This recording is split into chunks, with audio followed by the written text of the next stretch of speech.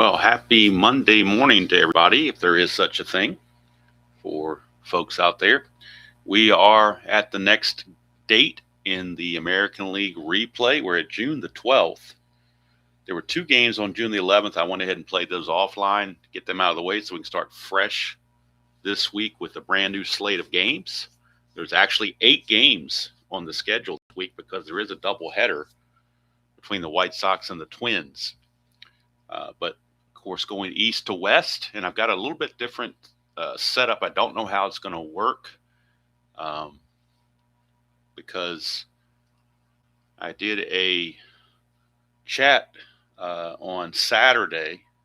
I take that back, on Friday night with the replay gamer, and in order to get my webcam to where it could show towards where I'm sitting, I had to move the connection to the table from directly in front of me to, if you think about a clock, I had it at 6 o'clock, where it was right in front of me, and I had to move it kind of like to 1 o'clock, and now I've kind of moved it over to about 3 o'clock, and it's got a gooseneck on it with so I can kind of bend the holder a little bit and try to line it up as best I can. So hopefully it's in a position where it is in good shape. Turn down the brightness just a hair. I don't want it too bright on the cards. Good morning, Action. Good to see you. Fortunately as well, weather-wise, this is the final day of it being really cold for a while. It's down to 11 degrees this morning. The high is going to be 38, I believe. But then tomorrow and Wednesday, we're going to be in the mid-50s. And the lows at night are only going to be in the upper 20s. So no more teens for a while. So looks like we might actually get a chance to get rid of this ice and snow. Never had it here in Virginia where the ice and snow is hung around 2 weeks after the original event. Because 2 weeks ago yesterday is when we had all that snow and ice.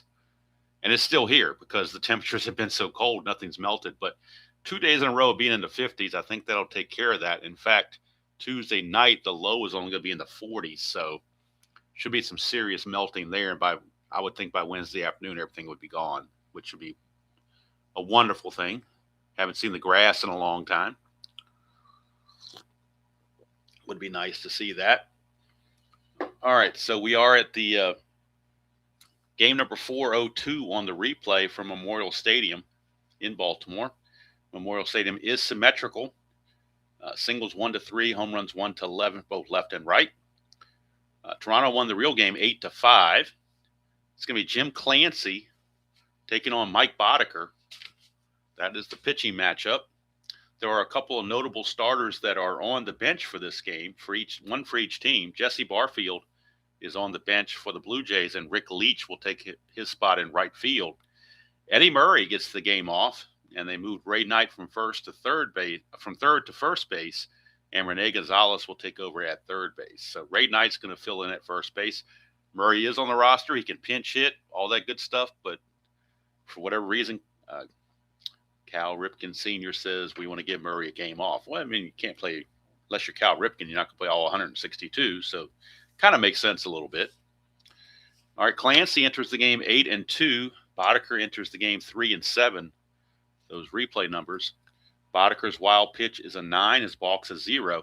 He's a +3 hold, and Kennedy's a 0, so that makes him a +3, which means some of these Blue Jay guys might be looking to get some running in. Boddicker in the real season, 10-12 with a 4.18 ERA. As we go to the Strat computer, get all his numbers here. Whoops, hold on. Get all his numbers here.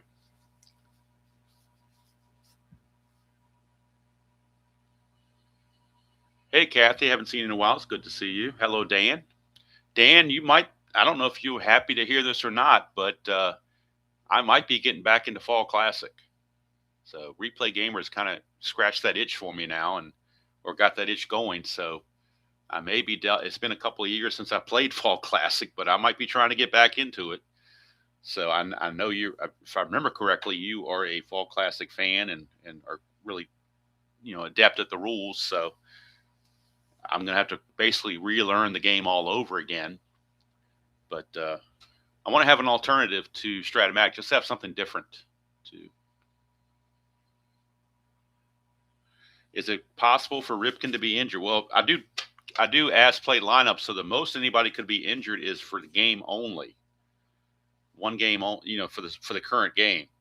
And looking at Ripken's card, he has no injury chances because he played every game. So no, there's no possibility for Ripken to be injured in this replay because his card just doesn't show it. So anyway, forgot what I was talking about now, but yeah, I'm not sure. Oh, good. He got you back into it too. Yeah, just I had a really great conversation about Strat-O-Matic. It's on his channel, a video about if we were Strat-O-Matic kings, if we were the king of Strat-O-Matic, what would we do differently? So that was a nice little chat that I had with him.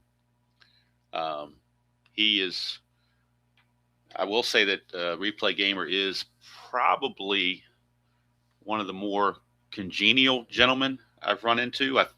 If there was a movie that Sandra Bullock was in that was called Miss Congeniality, I think if there was a Mr. Congeniality, I think Replay Gamer would win that.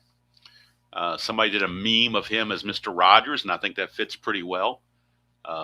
Very nice gentleman, and very passionate about the hobby. So always enjoy talking to him and watching his stuff. Glad he's back to doing some videos. He had been off for a long, long time, so I'm glad he's back. All right, so let's get I was going to get the game from the computer. That was about what I was in the middle of doing before I got distracted. It's a Monday. What can I tell you? All right, so we're going to do Mike Boddicker all over again here. Boddicker on the real season, 10-12, 4.18 ERA. On the replay, he is 3-7, but his ERA is 6.28.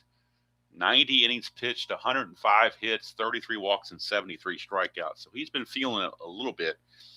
And actually, Replay Gamer, doing that chat with him really, I think it has helped my setup here now, because before I had the webcam on the little gooseneck thing. It was right directly in front of me. I had to kind of work around it. Now I've got it off to the side, but I still keep the same perspective on what I'm showing on the game. So I think that's an improvement, at least on my end. It's helping me out. I don't know how it looks, but it definitely is helping. I have freedom in front of me now. I don't have anything to work, try to move around anything. So one positive came out of that.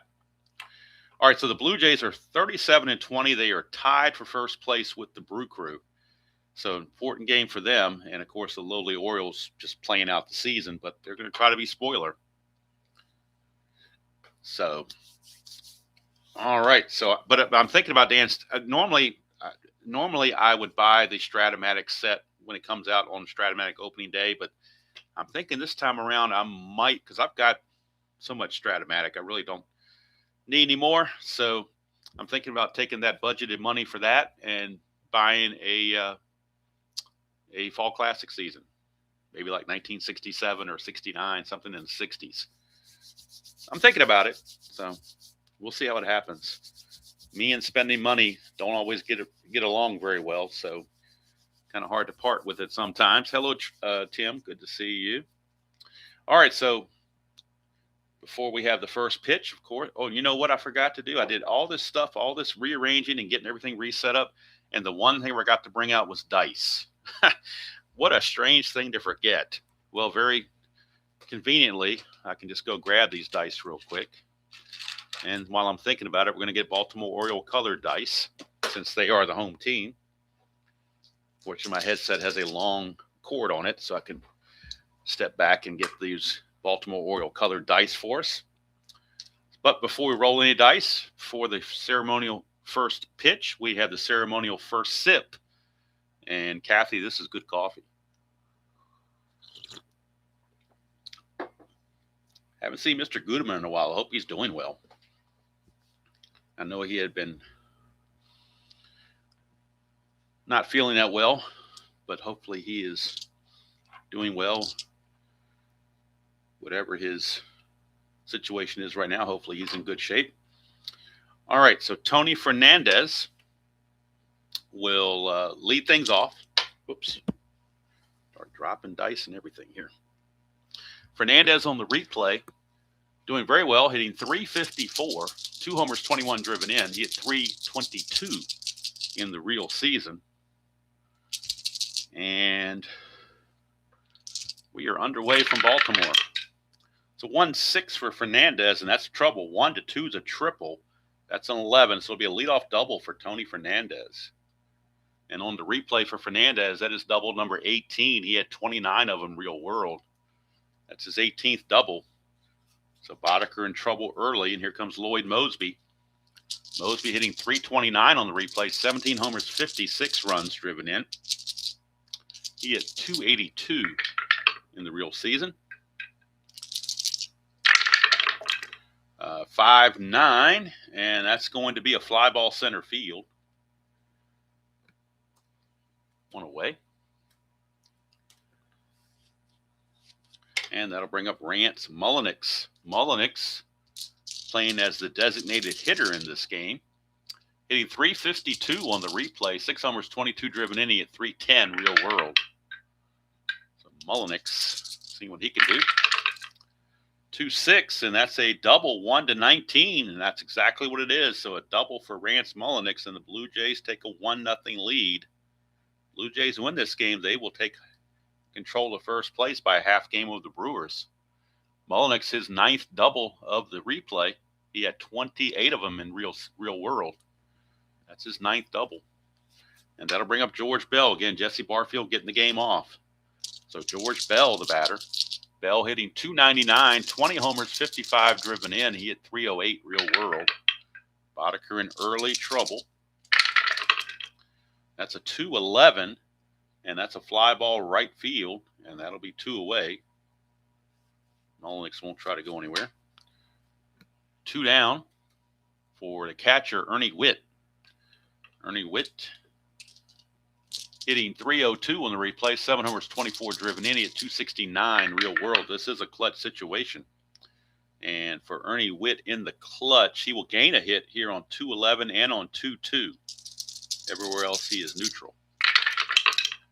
Got a 5-2, and that's a pop up to first. And first baseman Ray Knight will make the play as they're giving Eddie Murray the game off, at least the start of the game off. But 2 doubles in the inning put the Blue Jays ahead 1-0. And we go to the bottom of the first. Toronto 1, and the Orioles coming to bat. And Jim Clancy, the right-hander, is on the mound for the Blue Jays. Clancy, 15-11, 3.54 ERA in the real season. On the replay, he is 8-2 with an ERA of 4.12. 90 innings pitched, 94 hits, 30 walks, 77 strikeouts. And this is the part of the replay where we're starting to get some real stats that have teeth to them, and the sample sizes are large enough now where they can actually matter. So I think a pitcher, once they get close to 100 innings, you can kind of tell where they're going. So Lee Lacy will lead it off. He's hitting .302 on the replay, 4 homers, 12 driven in. He at .244 real world. 5-5, and that's a fly to right field. That is hauled in by Rick Leach, the right fielder. Getting a rare start, but he's getting one nonetheless. Second baseman Rick Burleson will bat second for the Orioles. He is hitting .208 on the replay. No homers, 4 driven in. He at .209 real world. 4-9 for Clancy. That's trouble. 1-3 is a single, but 4-20 will be that. 1-3 rather triple. 4-20 will be a single. So it's a single for Rick Burleson, and that's where he's going to have to get his hits, is off the pitcher cards, because he was not a good hitter. And here comes Cal Ripken, Mr. No Days Off, Cal Ripken. Ripken hitting .246 on the replay, 7 homers, 27 driven in. He at .252 real world. First havoc roll for Clancy, but nothing happening. 2-8, and that's a strikeout. First strikeout of the game for either pitcher, and Clancy will get Ripken for out number 2. And here comes Larry Sheets. He had been batting 8th or 9th in the order. Now he's bumped up to cleanup. He is a left fielder. Sheets hitting .295, 10 homers, 22 driven in. He at .316 real world. See what Sheets can do here against Clancy. 3-8, and that's a ground ball to second. Easy play for Garth Orge, and other than a single by Burleson, Clancy goes through unscathed. We played one complete here at Memorial Stadium. It is Toronto 1 and the Orioles nothing.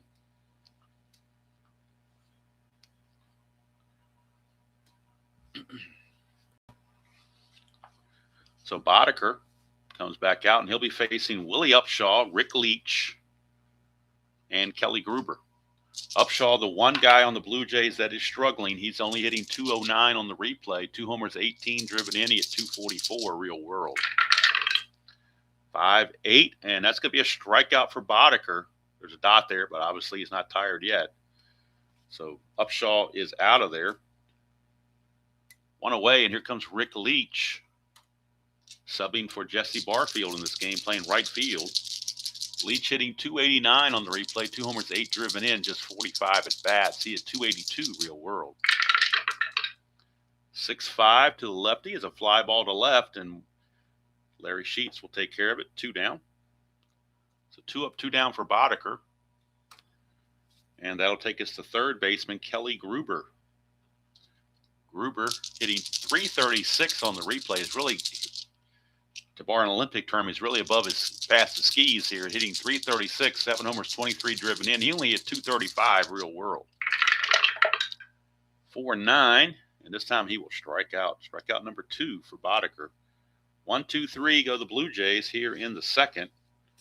We go to the bottom of the second, still 1-0 favor the Jays. Do it for the Orioles. It'll be Lynn, Knight, and Kennedy.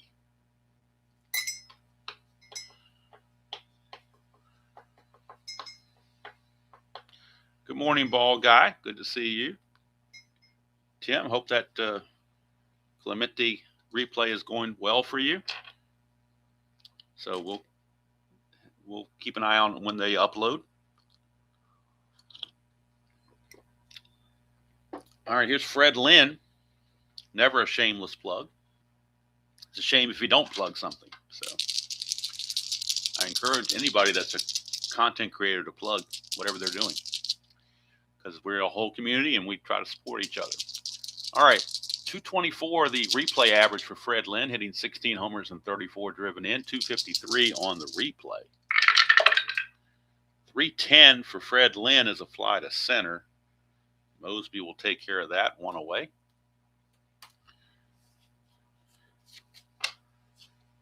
Ray Knight. Ray Knight playing first base in this one. Hitting 243, 8 homers, 24 driven in, hit 256 real world. That's a 6-7, and that's a ground ball second base X, first X chance of the game. Garth Orge is a 4E13. See what he can do with that. 4 and a 4, that's trouble. 4 and a 4 is going to be a base hit. And that is an 11, and he is an E13 at second base. There is no 11, but there will be a base hit for Ray Knight, as Orge unable to get to it.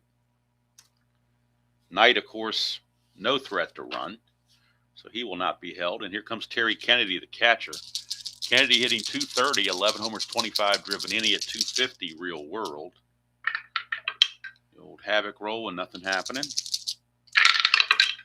We get a 6-9, and that's going to be a single to left field. So Knight, who does not run well at all, he runs at 8, as slow as you can be in Strat-O-Matic. He will take the easy road to second base and hold there. First and second, only 1 out, no speed on the bases at all for the Orioles. They are a slow team in 1987 for sure. They didn't get speed until 89. 87 and 88, they were painfully slow. Here's Mike Young.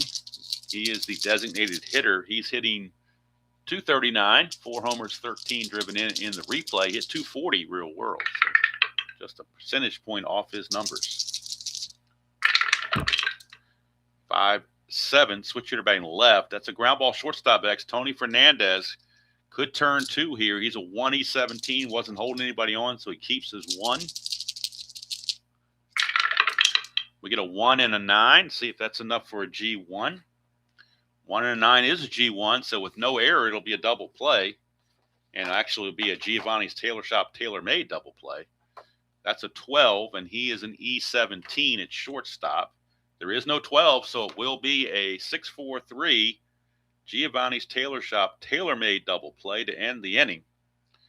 Giovanni's Tailor Shop in Lemoyne, Pennsylvania. Go by and see him if you're in the area. Tell them Demo sent you. You might get a discount. In fact, you probably will, although they are the unofficial sponsor of this channel. Giovanni's Tailor Shop sponsoring the tailor-made double play of the game. Now we go to the third. Still a 1-0 ball game. And Garth Orge, first batter, number 9 hitter in the order for the Blue Jays. Garth Orge. Orge is hitting only 157. No homers, 10 driven in. He hit 210 real world. It's a 2-9, and that's a ground ball to third where Rene Gonzalez will take care of it. 1 away. 1 down, and that's going to send up Tony Fernandez. He doubled and scored to lead off the game. It's a 5-7, switch hitter batting left, and that's a ground ball to short. Ripken, 2E20. 2 and a 10, he'll get to that. E20 and an 11 for shortstop. There is no 11 there, so Ripken makes the play. 2 up and 2 down. And that'll bring up Lloyd Mosby. So Boddicker now has retired 7 in a row going back to the first inning. So maybe he settled things down. Here's Mosby. 2-5. It's ground ball to Burleson. That'll take care of it. Another 3 up, 3 down inning for Mike Boddicker. Go to the bottom of the third. Still 1-0. Number 9 hitter, Rene Gonzalez. Don't walk away, Rene Gonzalez. Leads things off. He's been a part-time player all season pretty much. So he's only had 28 at-bats, but he is hitting .321 in those 28 at-bats. No homers, 2 driven in. He only had 60 at-bats real world and hit .267. 1-6, and he's going to get a base hit here. 1 to 15 is a double, and he does it. So Rene Gonzalez, a double, and that is his actual third double in 29 at bats. He's had 3 doubles. He only had 2 doubles all season. He's got 3 in the replay in just half of his at bats. So he's been a double machine. Hey, Dr. D, it was a lot of fun. I enjoy doing stuff like that. Anybody that asks me, I will gladly do it.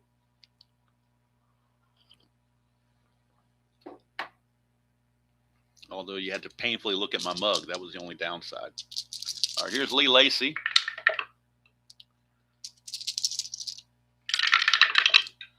.67, and that's a ground ball. Second base X. They were not holding Gonzalez on, so Orge keeps his 4E13, but it's still not very good.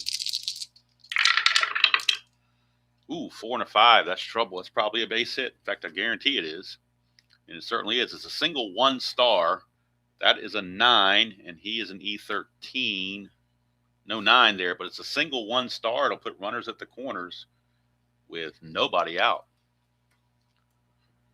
And Lacy will not be held. And here comes Rick Burleson. He did single his first time up. He is an A bunter.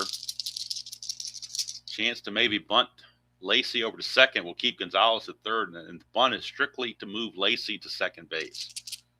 That's what the hello, Jimmy Jam. That's strictly what this is going to be. First, we'll have the havoc roll. 2, so it's a chance of a balk or pass ball. Looking at a pass ball chance on Witt, his pass ball rating's a 3. No pass ball. So we'll go to our bunt chart. And the corners are in, so it'll be a B bunting opportunity. It'll get fielded by the pitcher, Clancy. So we're in the B section here. Basically, a 9 or less is a good bunt. And we get a 9 right on the number. So 9 is going to be a good sacrifice. So sacrifice bunt is going to go 1 to 4. And it will move Lacy to second base. Gonzalez stands pat.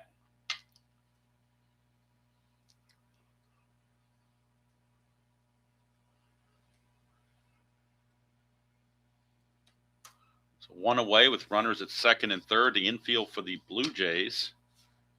Ooh, do they come in? They're gonna come in. They don't give a cheap run. They're gonna play in.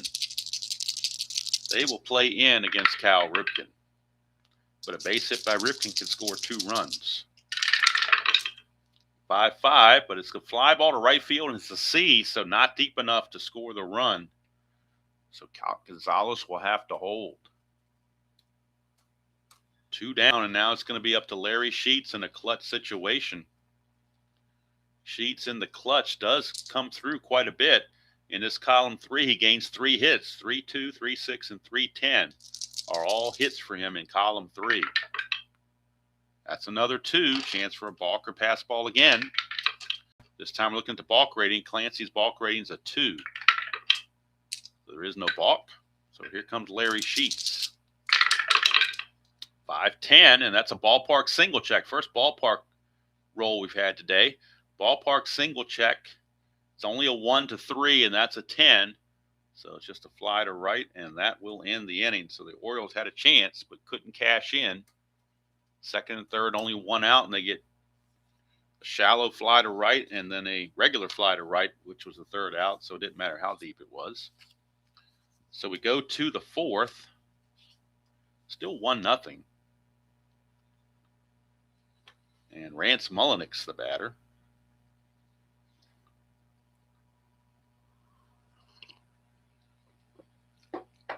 Mullenix doubled his first time up. RBI double his first at bat. 6-4 to the left. He has another ballpark single check. Again, it's only 1-3. That's a 4. It just misses. So fly ball to Fred Lynn in center. 4-1 away. And that'll bring up George Bell. Flew out to right field his first chance. 4-7. And that'll be a base on balls. That's the first walk of the game for either pitcher. So Boddicker putting Bell on. Bell not really a threat to run. He will hold. And here's Ernie Witt.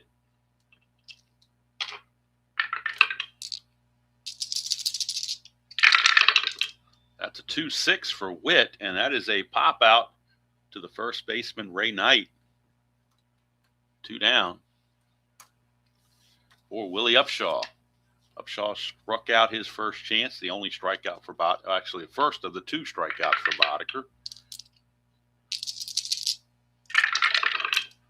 4-4, and that's a ground ball third base X. That's Rene Gonzalez. He's a 3-E-20 for Gonzalez. 3 and an 8. That's going to be close. I think he'll get to it, though. 3 and an 8 is a G3 pound, but he's not holding anybody on as a third baseman, so the pound's okay. That is a 9, and he is an E20. E20, there is no 9 there, so it's good play for Rene Gonzalez. And that will take care of the Jays here in the top of the 4th. We go to the bottom of the 4th. Bottom of the 4th we go. Still 1-0. Clancy back out. Both pitchers have fatigue numbers of 7, so they can go for a while if they are effective. Here's Fred Lynn. Lynn slide out to center field his first chance. 2-6 for Lynn is a ground ball to first, and Upshaw will take it to the bag himself for out number 1.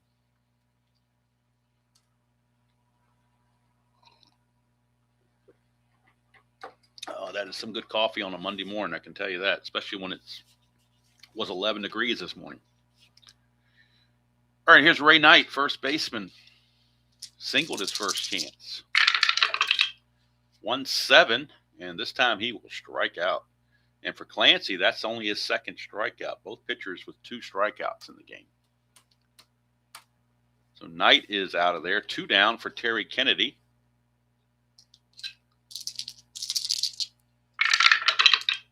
2-5, and that's a ground ball to second. Orge will take care of it. And at the end of 4 complete, it is still Toronto 1 and Baltimore 0. That score has held.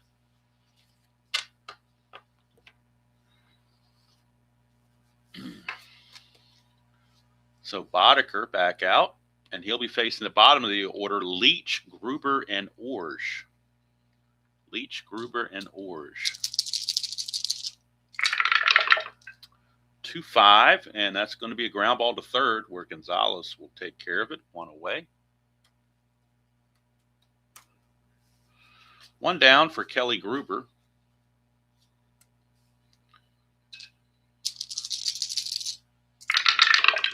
Let's see here. 2-9 for Gruber. Lines out to first. And Ray Knight will snag it. 2 down. So it's settled into quite a pitching duel between Boddicker and Clancy. Here's Garth Orge.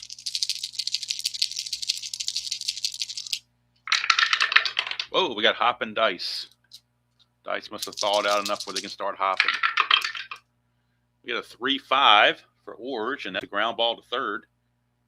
Another 1-2-3 inning for Boddicker. So he has just been steady as they go, but can't get any run support. For the Orioles, bottom of the order, Young, Gonzalez, and then Lacey. Once we hit the 7th inning, Murray will be available to pinch hit if he needs to, if they have a big situation for his bat to try to make a difference. 6-6, switch hitter batting left. It's a strikeout for Clancy, strikeout number 3. And that'll bring up the number 9 hitter, Rene Gonzalez. He did double his first time up. Gonzalez now hitting .345 and 29 at-bats with 3 doubles and a triple. He did hit 1 homer in the real season, has yet to hit a homer yet in the replay. 6-6, and that's a strikeout for Clancy again, strikeout number 4. And top of the order for Lee Lacey, he is 1 for 2.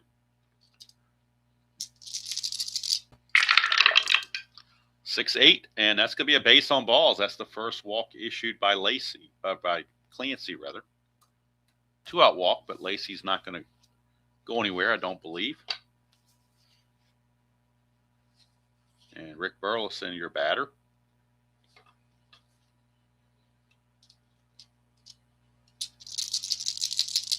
Actually, we're going to revisit this Lacey thing. He may try to get the lead here. There's no asterisk there, but he can still try to get a lead with a 7, and he would be a 13, which with a +1 from Clancy would make that a 1-12. And if he can get in scoring position with 2 outs, that would be huge. So we're going to go ahead and try to see if we can get a lead with Clancy, or with Lacey rather. He needs a 7. Gets the 8, but that's a 1. He could possibly be picked off. That's where the danger comes in. You roll a 1, you get a chance to get picked off. His secondary lead is only a 6. So he's got to get back on a 1-6. Anything 7 or higher, he is picked off. And he is picked off, and that's the danger in trying it. But like I said before, for these guys that have bad stolen base numbers, if you never try it, you're never going to get their caught stealings. They will never come up in the replay. So let me see exactly what Lacey did steal-wise in real world, because the cards don't say it. So let's go to Lacey real quick so I can get these numbers and see what we're talking about. In the real season, Lacey stole 3 bases, got caught twice. In the replay, he stole in 1 base, and he just got caught once here. So if you never try, you're never going to get his caught stealing. So we tried it, and unfortunately rolled a 1 on the D20, and he got picked off. But that's just the way it goes. But if you're going to replicate his real life steals chances, he's tried 5 times, got caught twice. Made it 3 times, got caught twice. So like I said, if you don't try, and I thought it was a good gamble, because if you get him into scoring position with 2 outs, a Burleson single could tie the game. So, but when it doesn't work out, people wonder, what are you doing? So it's all relative to how it turns out as to how wise you are, I guess. If he steals it and then Burleson singles and they score, you look like a genius. Top of the order for the Jays, Tony Fernandez. 6-9, and that is a pop out to Ripken. 1 away. That'll bring up Lloyd Mosby, who's the one guy on the actually, it's Upshaw who's really struggling. Mosby's actually doing pretty well for himself. However, he is 0 for 2 in this one. 1-7, make him 0 for 3 with a strikeout. And for Boddicker, that is strikeout number 3. Boddicker pitching a whale of a game, but just not getting any run support. Here's Mullenix. He doubled his first time up, an RBI double. 1-7, he will strike out. That's strikeout number 4 for Boddicker. And if we go all the way back here, it's 3, 6, 10, 13, 16, 8. He's retired 17 of 18 as Boddicker. but no run support. But he's actually saved their bullpen quite a bit. The way the game started, it looked like they were going to go to the bullpen early, but he's already covered 6 innings. So that definitely helps the old bullpen. So Rick Burleson will lead it off. We're in the 6th, so we can't pinch hit yet. By my rule, we have to be in the 7th or later.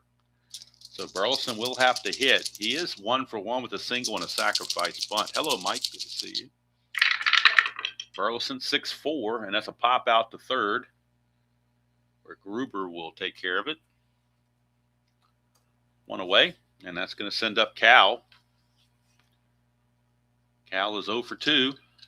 Strikeout and a fly to right. 1-9 for Cal. It gets a base hit.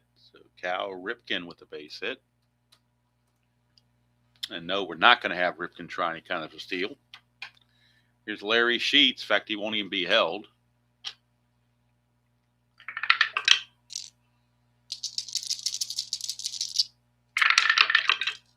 One three is a ballpark single check. It's only a 1-3 though, so that will be a liner to second base. Out number 2. And it's going to be up to Fred Lynn, who's 0 for 2 in this game.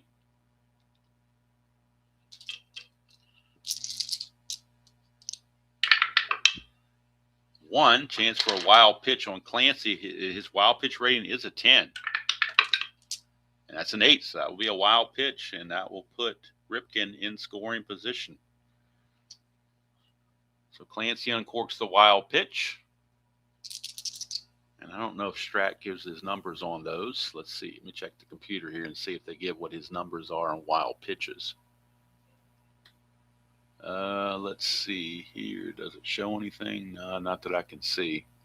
Probably got to go deeper into the computer after the game is over to get those kind of numbers. So it doesn't give me those on here. All right. So never mind. Fred Lynn now in a clutch situation with Ripken at second. So we'll check his clutch ratings. And Lynn gets 1 extra hit on 2-2. Other than that, he's neutral. But if you get a 2-2, he will get a hit. We get a 2-3. Just missed it. 2-3 is a ground ball to third, and Mr. Gruber will take care of that to end the inning. Lots of goose eggs on the board. We go to the top of the 7th. Whoops. Go to the top of the 7th. Still 1-0 Toronto. Expecting a lot more runs in this real game. It was 8-5 Toronto getting a win, but this one's 1-0, and we are at the fatigue innings for both of these starting pitchers, so we'll have to keep an eye on fatigue. But now we're in the 7th, so pinch hitting is free willy now. We can do what we want. So that means Jesse Barfield is certainly eligible to pinch hit later if they so desire. Here's Bell. 3-10 for Bell. It's a fly to left field. And Sheets will put that away. 1 down. Tomorrow we'll be at Yankee Stadium for the game between the Milwaukee Brewers and the New York Yankees, a big one in that battle for the Eastern Division. Here's Ernie Witt. 4-4, and that's ground ball third base X. We're looking at Gonzalez, 3E20. A 3E20 for Gonzalez. 3-10. He'll get to that. And that's a 6. So 3-10 is a G2. He's a E20, and there's a 6. E20, there is no 6. There's 11, 14, and 15, but no 6.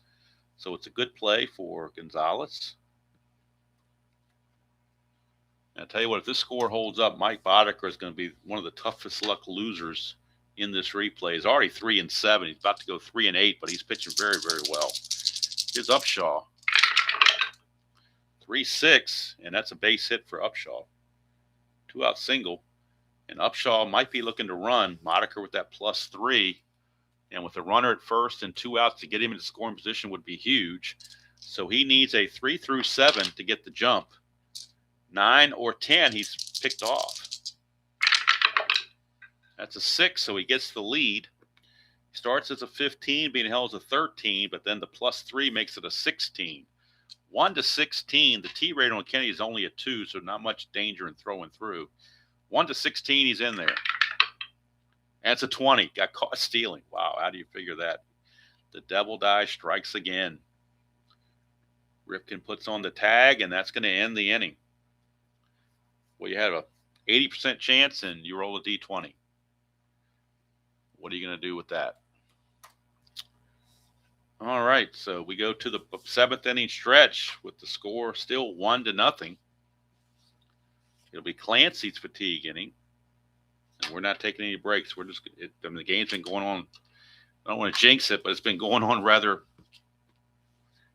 briskly, so I'm not going to want to break that pattern. It'll be Knight, Kennedy, and Young due up for the Orioles. 3-6 for Knight, and that is a split chance. 1-6 is a single, but that's a 9, so he's going to line it to Tony Fernandez. 1 down.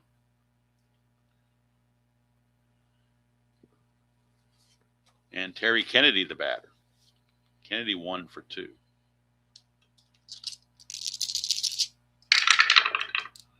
4-8, left-hander. That's a 1-15 double. That is a double for Terry Kennedy. He's 2 for 3 in this game, a single and a double. He is representing the tie and run, but not much speed on the bases. And here's Mike Young.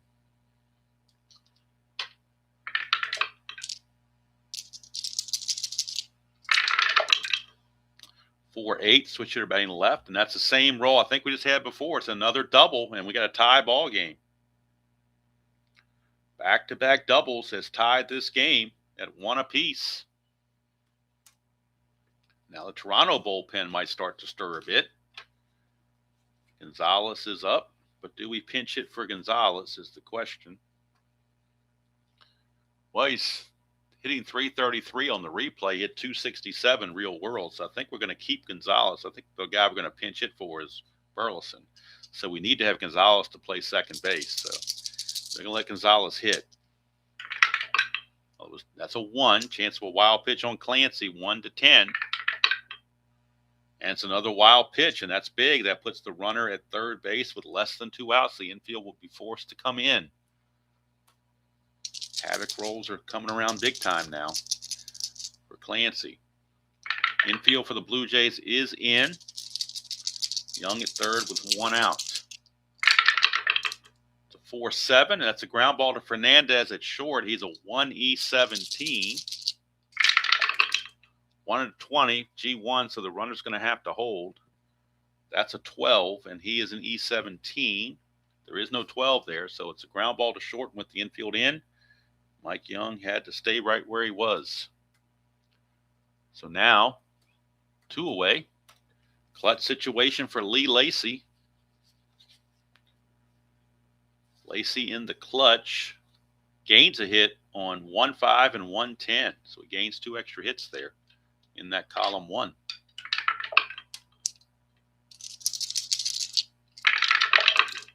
.312, and that's a walk for Lacy, and now we will pinch hit for Burleson. Eddie Murray has picked up a bat, and he will pinch hit for Rick Burleson. Eddie Murray, so this is the spot they're going to pick as the spot they want him in. He will stay in the game to play first base in the 8th, and they will move Ray Knight to third base and move Gonzalez to second base. And we'll have Murray here for Rick Burleson. So Burleson is leaving the ball game, and Eddie Murray steps up in a huge pinch hitting spot. First and second, 2 outs, clutch situation. And actually Clancy is now, by the computer, is showing as tired.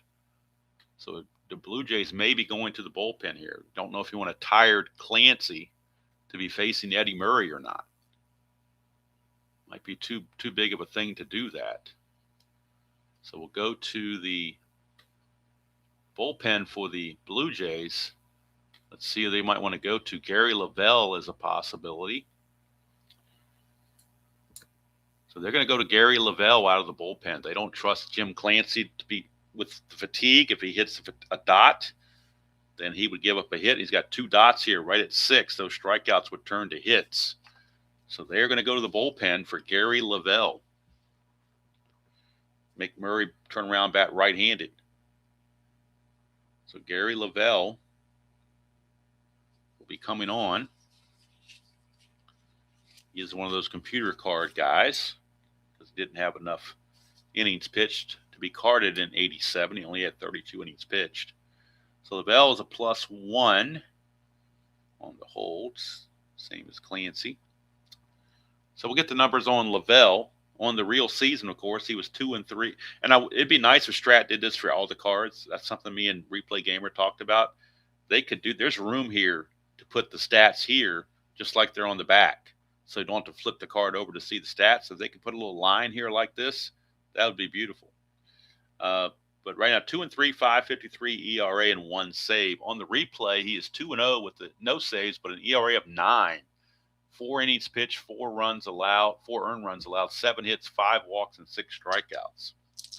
So Gary Lavelle,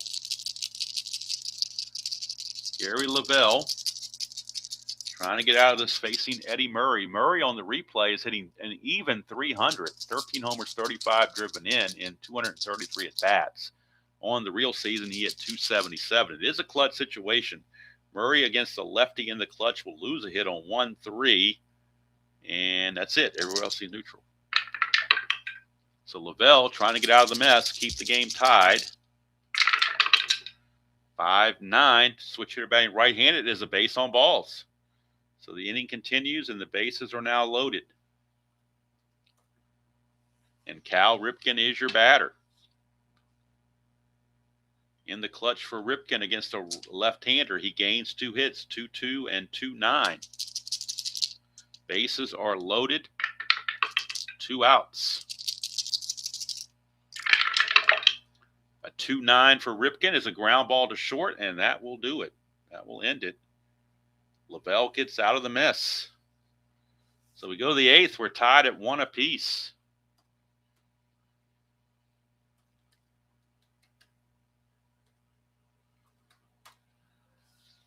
And now we need to make some changes for the Orioles defensively. Eddie Murray stays in the game to play first base. Ray Knight will go from first to third. And Rene Gonzalez will go from third to second. Everybody else, status quo. All right, here's Mike Boddicker. He still has endurance remaining. So he will be in there against Rick Leach, Kelly Gruber, and Garth Orge. But, of course, Jesse Barfield waiting in the wings. He's always lingering back there as a possibility as a pinch hitter. As we start the 8th, tied at 1 apiece. And let's get the numbers on Clancy. I want to clean that up before we get going. Any further, we'll go to the Strat computer. Get the official numbers on Jim Clancy. He's going to go 6 2/3. He's going to give up 8 hits and a run, which was earned. Walks 2, strikes out 4. So those are the final numbers on Mr. Clancy, and he gets a no decision, so he will remain 8 2. Boddicker to Leach, 2-7, and that is a ground ball to second. And Rene Gonzalez, who just shifted to second base, makes the play. 1 down. Blue Jays offense has kind of gotten stagnant since the first inning. In fact, very stagnant since the first inning. Not sure what has caused that, but something has. If you're wondering about the delay, I dropped my cards, and I don't know why I did that, but I want to make sure everybody, they fall on the floor. It's like a deck of cards. It's like 52 pickup. So now I need to figure out, I need to make sure I know who is, make sure they're in the right order, and they are. Okay. So Kelly Gruber steps up. Gruber is 0 for 2.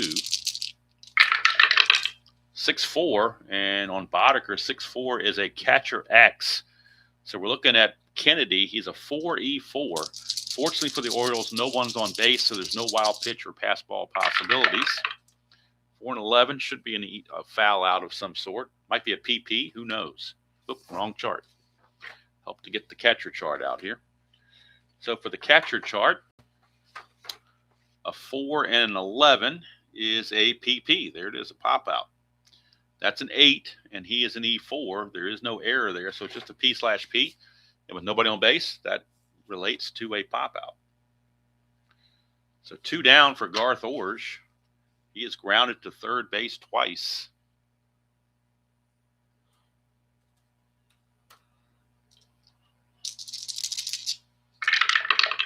Whoop, The white die got hung up in there, so let's re-roll this. Don't know how that happened, but it did. Orge, 3-7, and that's a strikeout by Boddicker, so he's going to keep Endurance into the 9th. For Boddicker, that's his 5th strikeout. We go to the bottom of the 8th, still tied at 1 here at Memorial Stadium. The Yankees and the Brew Crew are the game tomorrow, and they are looking on intently because they are all Oriole fans, hoping that they knock off the Jays. It'll be Larry Sheets to lead off against Gary Lavelle, followed by Lynn and Knight. So that's why they brought Lavelle in, mainly to get to this part of the left-handers lineup. Larry Sheets, the batter. 4-10, lefty is a ground ball shortstop X. That's Fernandez. He's a 1, so we know he's going to get to it. We're looking at the E17, and that is an 8. Shouldn't be a problem, I wouldn't think. Shortstop, E17. Nope, 15, 16, and 17 are your only errors. So Larry Sheets is out of there. Round out, 1 away. Hello, Mr. RJL. Good to see you. Here is Freddie Lynn. 0 for 3. 2-8 for Lynn, and not 0 for 3 anymore. 1-7 is a double, and that is a 7. So a 1-out double for Fred Lynn, and he is the go-ahead run. That'll bring up Ray Knight. Bullpen activity for the Blue Jays, starting back up again. Mark Eichhorn is showing as tired. So, although he hasn't pitched that much in the whole season, I'm going to look at the last, I got to look at the last, well, let me see. It might give me his thing on the computer here. So let me see. I think it gives me his last outings. He pitched 4 innings in the previous game. I guess that's why he's tired. So no, he's not available. Basically, the only guy they have left in the bullpen, because Musselman is showing he's going to start shortly. So basically, they got Hinkie in the bullpen, and that's pretty much it. All the other guys look like they're ready to be starters, even John Cerruti. So going to pretty much go with Lavelle as long as they can and then bring in Hinkie. So Lavelle's going to hang in there.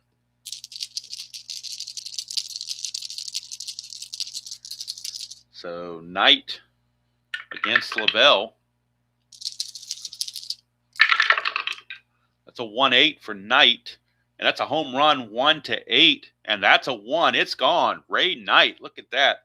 A 1-8 is a 1-8 home run against a left-hander. And that's a home run. If it had brought a right-hander in, he wouldn't have hit a home run, but he would have hit an RBI double, which would have put the Orioles in the lead also. But a home run for Ray Knight. And for Ray Knight, that is his 9th home run of the replay. He had 14 real world. 2-run homer gives the Orioles a 3-1 lead here in the bottom of the 8th. Tom Niedenfuhr has started tossing in the Oriole bullpen to try to close it down. Orioles lead at 3-1. But they might have Boddicker complete the game. You never can tell. But they're going to have Niedenfuhr up just in case. So here's Terry Kennedy now, lefty on lefty with Lavelle. It's a 5-8, and that's a ground ball second base X. We're looking at Orge, 4E13. 4-12. Should get to it, but that 15 is problematic. 4-12 is a G3. But second base, an E13, and that's a 15. E13. Oh, he got a break. 14 is an error, but not 15. So Orge will make the play to end the inning. But the Orioles, and we'll close the book on Lavelle. He goes an inning and a third. 1 walk, no strikeouts. 2 hits and 2 runs. And he's subject to take the loss. Boddicker is going to come out and start the 9th. Why not? He's been doing very well, but they do have Niedenfuhr in the bullpen if he's needed. He is ready to go, should he be needed.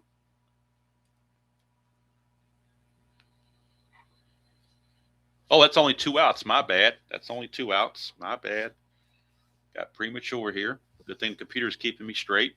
That's only 2 outs, so Mike Young gets to bat.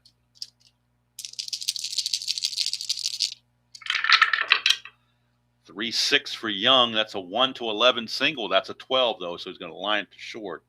And now we can close the book on everybody. And now we can go to the top of the ninth. It'll be the top of the order. Fernandez, Mosby, and Mullenix. And again, Jesse Barfield waiting in the wings as the pinch hitter. Could be pinch hitting for possibly Mullenix or who knows who. Boddicker hanging on. Still got some endurance remaining. But for the Orioles, as we look at their bullpen, this guy's loosening in the bullpen. Tom Niedenfuer. Loosening in the bullpen just in case. So Fernandez, 1 for 3 against Boddicker. That's a 110, and that's a single. Leadoff single for Fernandez. He is a tying run, and he's looking to run. And let's see. They're going to make the move. They're going to go ahead and pull Boddicker if they don't want him to take the loss. So he's either going to win it or get a no decision. He's going to go 8 1/3, or 8+ rather.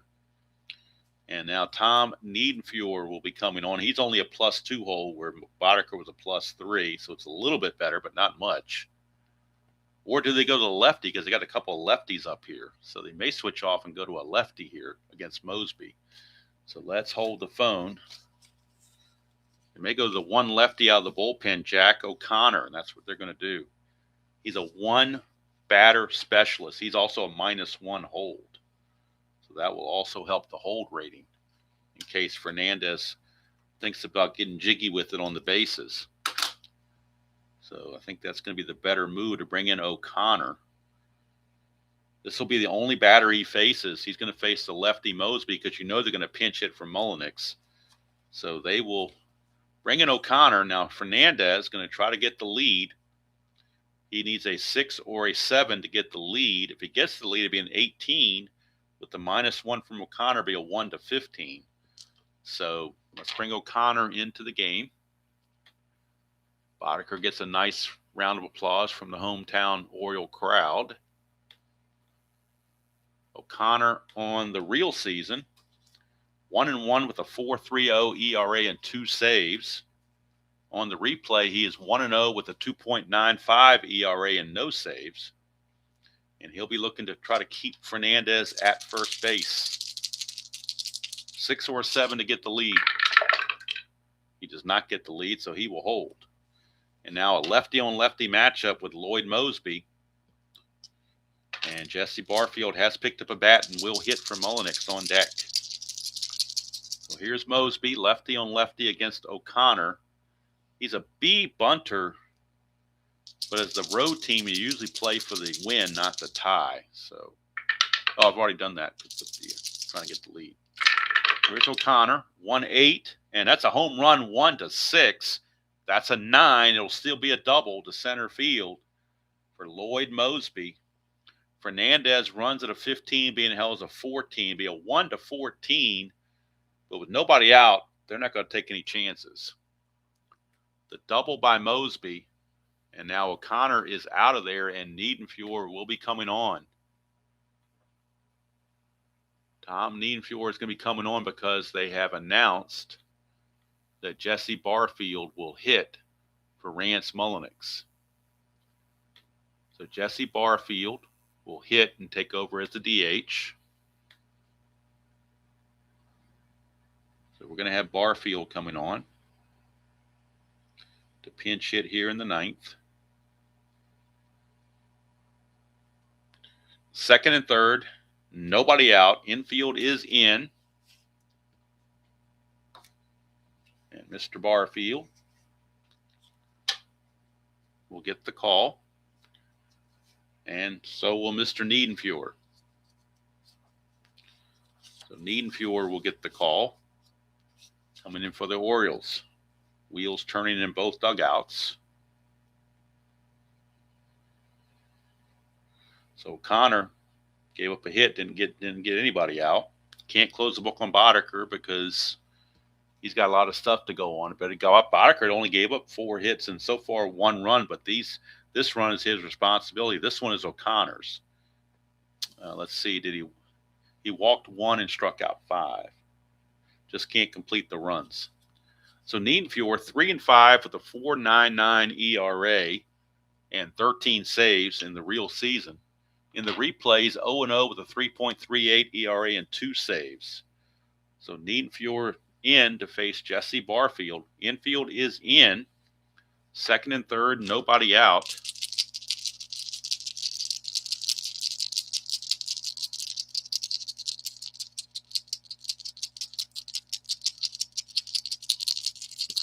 So here is Niedenfuhr to Barfield, and we'll get the numbers on Barfield real quick. He's hitting .314 on the replay. 21 homers, 55 runs driven in at 263 real world.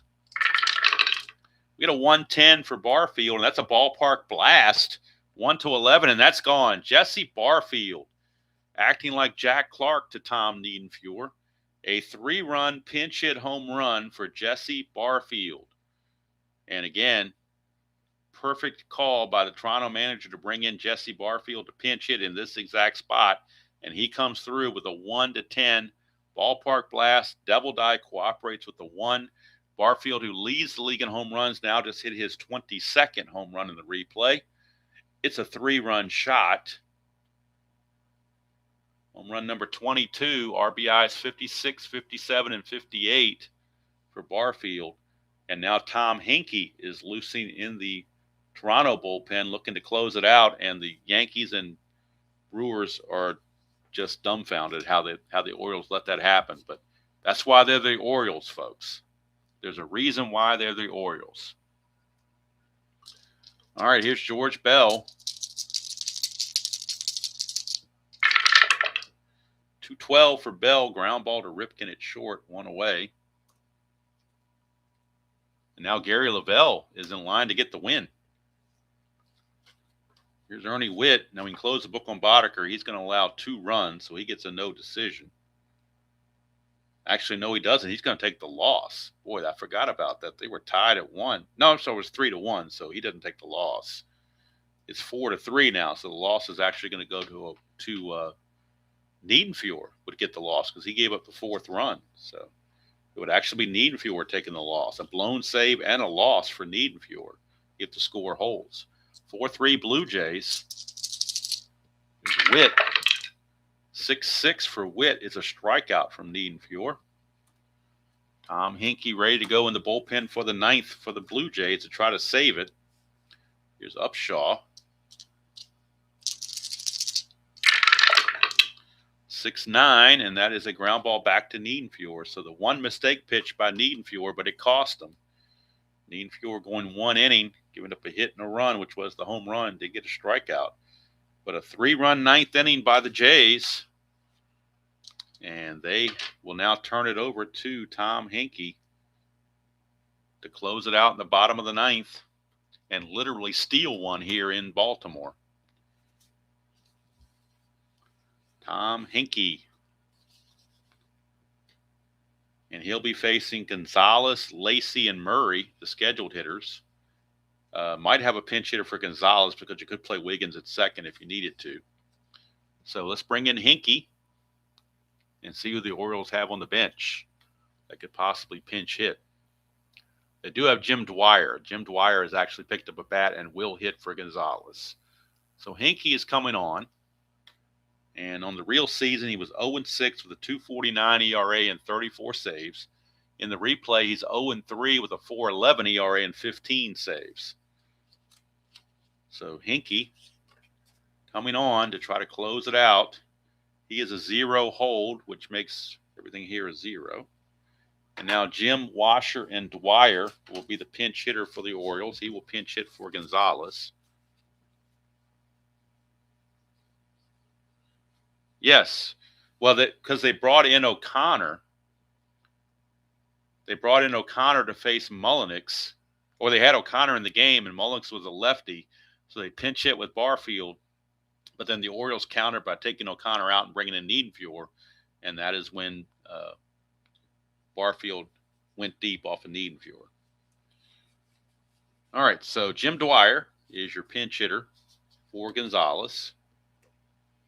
And if it goes extra innings, they can play Alan Wiggins at second base. But Dwyer is your pinch hitter. And in the real season, he hit .274 with 15 home runs. Let's see what he's done on the replay. Jim Washer and Dwyer.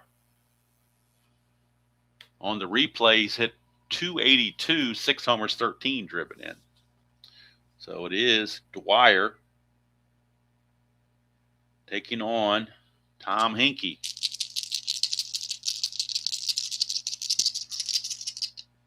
Absolutely can change pitchers. He had already faced Mosby, so he'd already faced a batter. This is old time baseball. Bullpen guys can only have to face one batter. So he faced Mosby, got him, and gave up the double. And then when Mullins got announced as a pinch hitter with Barfield, they brought in Niedenfuhr at that point. All right, here is Dwyer, pinch hitter against Hinkie. 2-6, and that's a base hit for Jim Dwyer. And Alan Wiggins will run for him because Wiggins would come in and play second anyway. So Alan Wiggins doesn't hit well, but one thing he does is run well. So Alan Wiggins will come in and pinch run for Dwyer. He will pinch run, and he might be good looking to get a lead here. He needs a 4 through 6 or a 12 to get the lead. So first things first, let's put Dwyer at first with the single, and then we'll bring in Alan Wiggins as a pinch runner. That'll leave Ken Gerhardt and the backup catcher Dave Van Gorder as the two remaining bench players. So Wiggins, let's see what he's done on the season versus the play as far as running. Wiggins, real world, stole 20 bases, got caught 7 times. In the replay, he stole 10 bases, caught only once. So he's going to be looking to get the lead. 4, 5, 6, or a 12 would get him the lead. That's a 7. He does not get the lead. They're not going to go with the secondary lead because that would be a 50-50 chance, 1 to 10. They're not going to take it. One thing, though, Wiggins does run at a 17, so on a base hit, he's got a better chance to take the extra base. So here's Lacey. Hinkie will face Lacey now with Wiggins at first. Nobody out. Bottom of the 9th, 4-3 Jays. 5-4, and that is a ballpark single check. It's a 1-3. That's a 5. Can't keep the strikeout because that would really alter things, so we'll just make it a line out to short. So line out to short by Lacey on the failed ballpark chance. And that'll bring up Eddie Murray. Eddie Murray walked his first time up when he pinch hit for Burleson. Stayed in the game to play first base, so he's chance to walk it off if you're Murray, if you can get a long ball. That's a 4-5, and that's a 1-3 triple, but that's a 9, so just a deep fly to right field or out number 2. It's going to come down to Cal Ripken.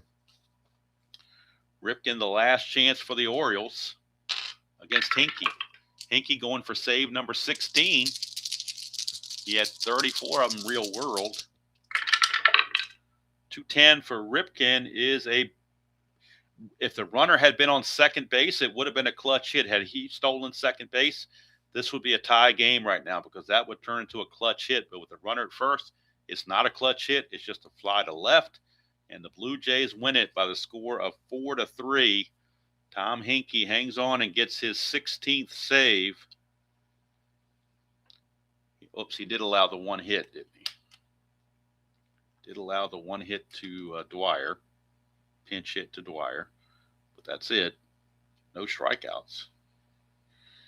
The loss will go to Niedenfuhr. So we'll get the final line score and get you set up for tomorrow's Brewer-Yankee game. So the Blue Jays temporarily take a half-game lead in the American League East. 4 runs, 6 hits, and no errors for the Blue Jays. 3 runs, 11 hits, and no errors for the Orioles. Orioles left 9 on base. The Blue Jays only left 2. That was the difference. Player of the game, he only had 1 at bat, but he earned the player of the game, and that's Jesse Barfield. His pinch hit 3-run homer gave the Blue Jays the win at 4-3. Niedfjord takes the loss. He blows his first save and drops to 0-1. Gary Lavelle with the win improves to 3-0 out of the bullpen. He's been vulturing some wins. Blue Jays now 38-20, Orioles 23-27. So as we go to the standings in the American League East, the Blue Jays now take a half-game lead on the Brewers, who are 36-19. The Yankees are 2.5 back at 36-23. But we do have tomorrow's game, the Brewers at Yankee Stadium. And that'll be a pitching matchup of Chuck Krim for the Brewers against Dennis Rasmussen for the Yankees. That'll be tomorrow. So thank you all for spending part of your Monday morning with me. Hope you had a great rest of your day. If you're into the inside pitch thing, there is going to be a 1980 All-Star game on RJL Network. So if you are led to look into that, you could do that. Probably, I think it's around 8 o'clock tonight, Eastern. As far as my channel goes, tomorrow morning we'll be right back here for the Yankees and the Brew Crew from Yankee Stadium. And then on Wednesday, so we go east to, I'm trying to go east to west as best I can. So on Wednesday, that's going to, well, the Yankees and the Orioles home are taking care of the 2 Eastern teams. So on Wednesday, we're going to Detroit. It'll be Roger Clemens against Frank Tanana as the Red Sox take on the Tigers on Wednesday. And then on Thursday, it looks like we're going to Kansas City. It'll be California at Kansas City, Mike Witt against Brett Saberhagen. And then on Friday, we'll figure it out after that. But that's the short range plans. And of course, in a couple of days, there'll be another Steve Carlton start in the payoff pitch, Steve Carlton replay. And in between that, offline, I'm going to be relearning Fall Classic. So I can see about trying to get into that and get that back on the channel. So that's a possibility that I might do that, but I don't want to play a game on the channel until I feel like I know what I'm doing. And right now I haven't played it in 2 years. So I'm basically having to watch videos and relearn the game myself. So